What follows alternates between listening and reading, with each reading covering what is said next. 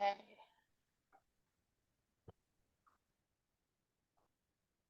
Yay.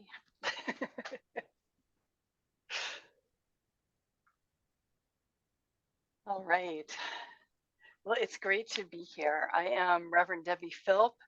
I'm an ordained interspiritual minister and a graduate student studying ecology, spirituality, and religion at the California Institute for Integral Studies. I'm also a New York State licensed wildlife rehabilitator specializing in injured freshwater turtles. And I would really like to thank the Earth-Based Spirituality Action Team for inviting me to speak today about caring for wild beings and giving back to the earth. So I'm going to talk about my wildlife rehabilitation work, but I'm also going to weave in lots of spiritual stuff that I hope will be a source of inspiration. And I'd like to start with the story of Gray Owl. And if you've never heard of Gray Owl, I'm not surprised because I hadn't heard of him myself until very recently when I came across a social media post that mentioned him. And of course, I never just believe anything I see on Facebook. So I was really happy to find an old essay in the Atlantic Monthly about Gray Owl, who was a Canadian trapper turned wildlife defender thanks to a couple of beaver kittens. From his name, you might think he was indigenous, but he was an Englishman, and that was a deceit that ultimately cost him his fame. The incident with the beavers is true, though. In the early 1900s, Gray Owl was trapping beavers for a living. One time when he was short on money, he killed a mother beaver that he had trapped, even though he could hear her kittens crying. And he went home, but he really couldn't shake that guilty feeling. So he went back the next day and he found the little beavers and he raised them. And that relationship that Gray Owl had with those young beavers ended his time as a trapper. And he went on to start a restoration beaver colony and to advocate for beaver conservation. And his work actually helped save beavers from extinction in North America. And he wrote and he spoke about wilderness and wildlife conservation. And he had this wonderful mystique of a native woodsman until everybody found out he was actually English, and then nobody listened to him anymore. His experience with the beavers really resonated with me anyway. Being a licensed wildlife rehabilitator means that I'm a volunteer permitted by the state to care for injured and orphaned native wildlife until they're ready to return to the wild. Although I specialize in caring for turtles, my first experience was raising 3 orphaned gray squirrels. I never wanted to hurt squirrels or anything before this, and I believed, being very earth-based my entire life, that I was in touch with nature.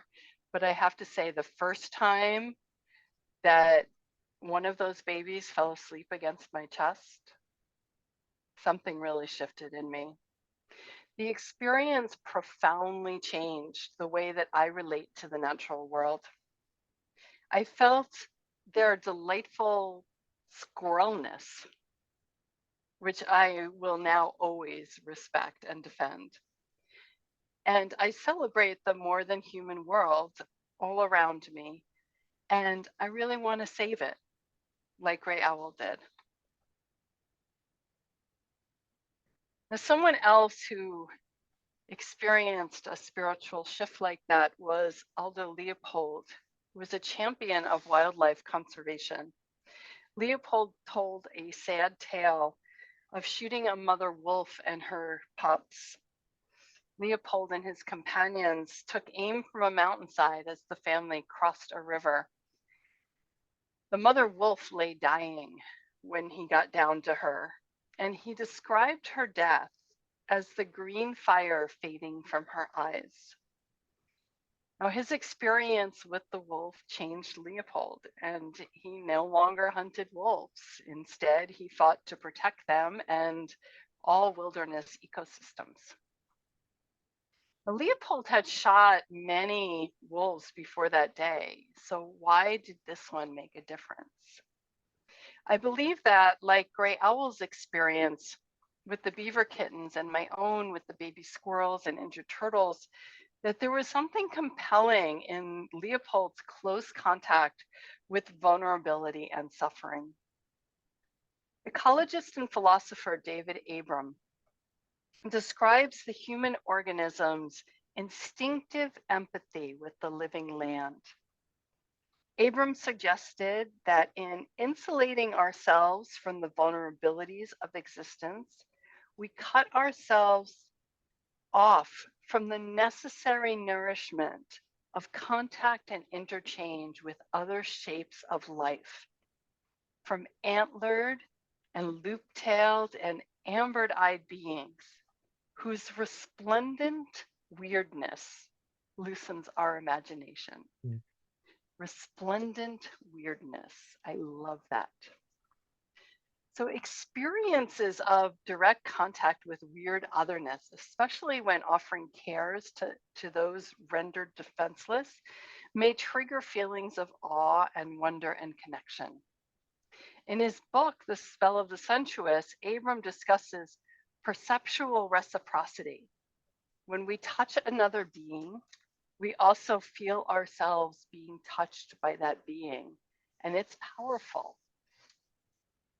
So this past winter, I was trying to clear snow off the feeders while a red-breasted nuthatch started flitting really impatiently around my head. So without thinking about it too much, I poured some seed into my hand and I held it up. And he landed on the edge of my palm for just a second, just long enough to pick a seed and fly off.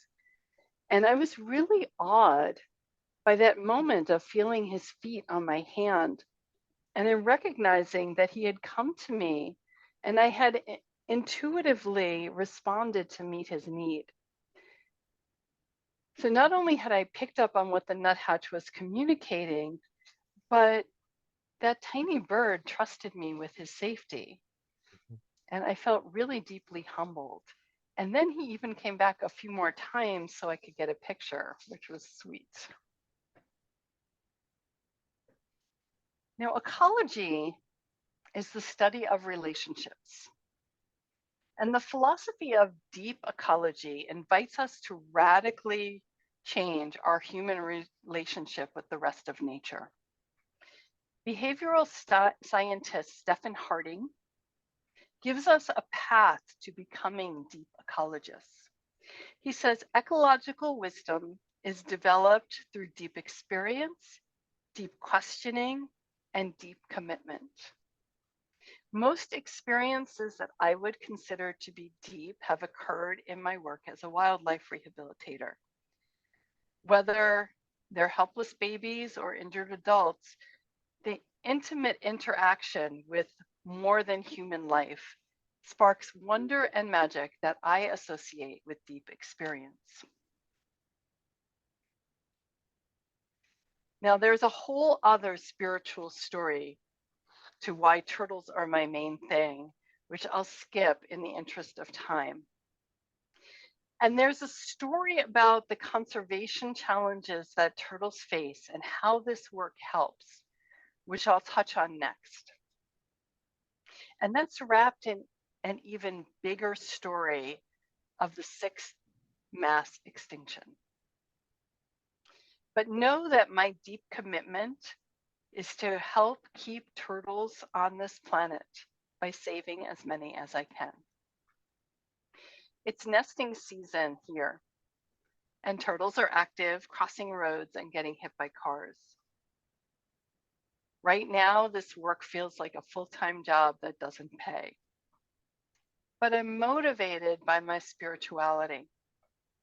Looking through the deep ecology lens, I realized that the direct intimate physical experiences I was having with turtles and squirrels and others in the wildlife rehabilitating setting were part of a deep transformational spiritual experience.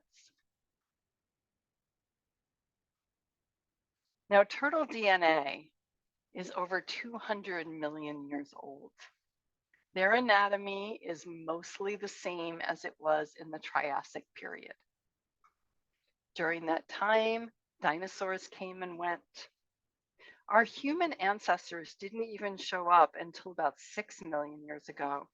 And it's really been less than 300,000 years that people who sort of look like us have been around, which is just a blip on the turtle timeline. Yet we're breaking the turtles. Half of the world's 350 turtle species are threatened with extinction. And human activities are the leading cause of decline. Turtles are harvested for food, they're poached for the pet trade, their habitats are altered or destroyed. What's most detrimental, though, is road mortality during nesting seasons. That's what my rehabilitation efforts are trying to prevent. Most turtles do not survive their first year of life.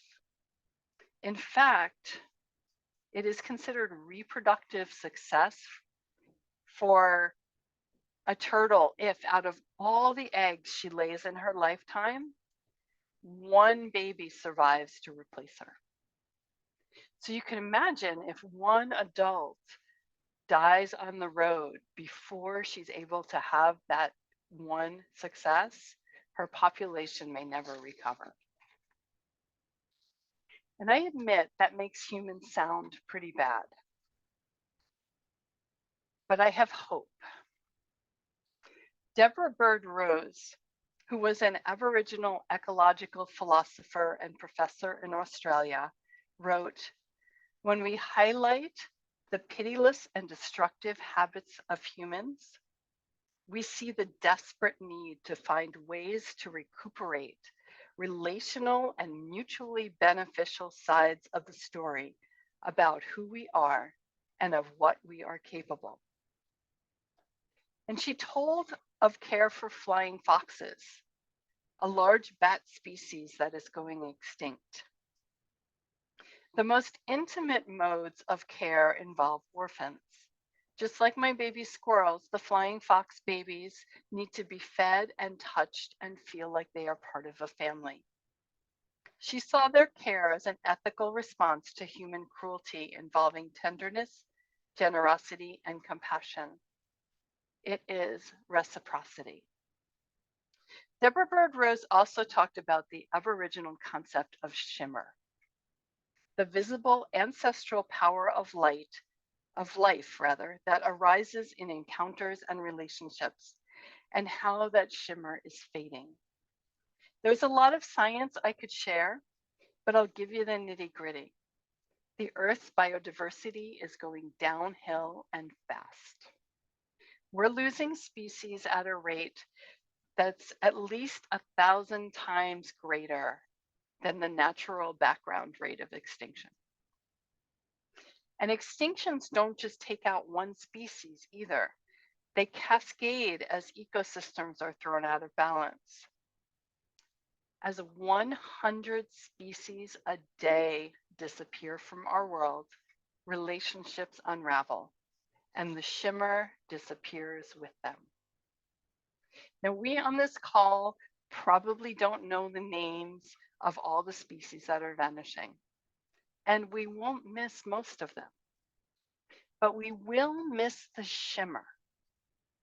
Biodiversity means that we are always having encounters with beauty and wonder and that weird otherness that lights up our souls, that shimmer. Now, as a wildlife rehabilitator, my deep experiences also often involve death and witnessing the shimmer fade from our world, one individual at a time. Like Aldo Leopold's encounter with the wolf, I have been present at the moment of death. For many turtles so badly injured, all I can offer is hospice care. I've seen the light fade. One of the most profound experiences I had wasn't with a turtle, though. I nursed a mother opossum who had been hit by a car while she nursed her babies in her pouch. She died in my arms the day after her children went out on their own, her job done. I knew I had helped her hold on for them, but I felt that loss deeply. That is another deep experience. Excuse me. Religious scholar Graham Harvey came up with a new definition of animism that I think really applies here. It is the understanding that the world is a community of persons, most of whom are not human, but all of whom are related and all of whom deserve respect. To recognize the personhood of all beings requires a transformation in how one sees others. David Abram explains that there's a difficult magic in animistic perception, tapping into the utter weirdness and dark wonder, and that felt sense of being in contact with wakeful forms of sentience that are richly different from our own. And once we accomplish the difficult magic and recognize our relatedness, the deep experience, then we can look at the deep question of what constitutes respect. Those who exist in the human world that they believe is separate from nature, who will walk by a baby squirrel that's fallen from a tree and say nature will take its course, or who will turn away rather than watch the green fire fade from a wolf's eyes, who will drive past a broken turtle. They'll never answer that question of what constitutes respect for themselves. Instead, they'll rely on external instruction on how to behave around nature and will adhere to the bare minimum of respect and keep perpetuating that myth of separateness. I've found that opportunities for direct contact with other than humans, particularly when the experience is one of vulnerability and trust, can help dispel that myth. In this time, when one of the planetary crises is biodiversity loss, what would happen if many more humans had deep experiences through which they developed ecological wisdom that includes respect and a desire to protect? I dedicated my ministry to spiritual ecology to help answer that question. And I talk about wildlife rehabilitation so that those of us who get that part know how to help. Sometimes helping is as easy as stopping your car for a few minutes while a turtle, a family of geese, or anyone else is crossing the road. And you can know who to call when you encounter injured or orphaned wildlife. There's an app, Animal Help Now, that you can put on your phone to find a rehabber wherever you are in the US. And get to know your local rehabbers. We're always looking for someone to drive an animal from one place to another to help clean cages and 100 other things.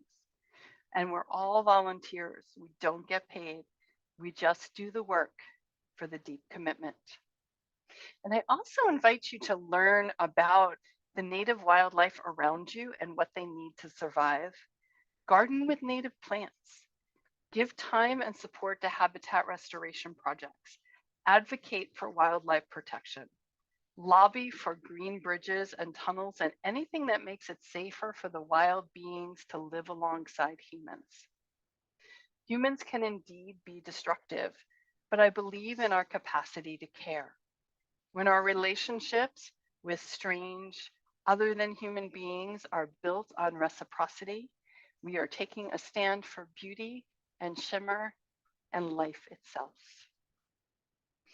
And I thank you. And if anybody wants, my contact information is on the screen, and I am open for questions. Debbie, would it be possible for you to maybe paste that into the chat, because that makes it easy for people to get it if they want it? Yes. Thanks. I can do that. So I'm going to stop sharing and then I'll stick it in the chat. So we have 8 minutes if anybody has a burning question that they'd like to ask. I'll go first. I'm sure there's lots of questions. Debbie, it sounds like you've done, first off, thank you. That was remarkable. We can stop recording now, by the way. Okay, sure. So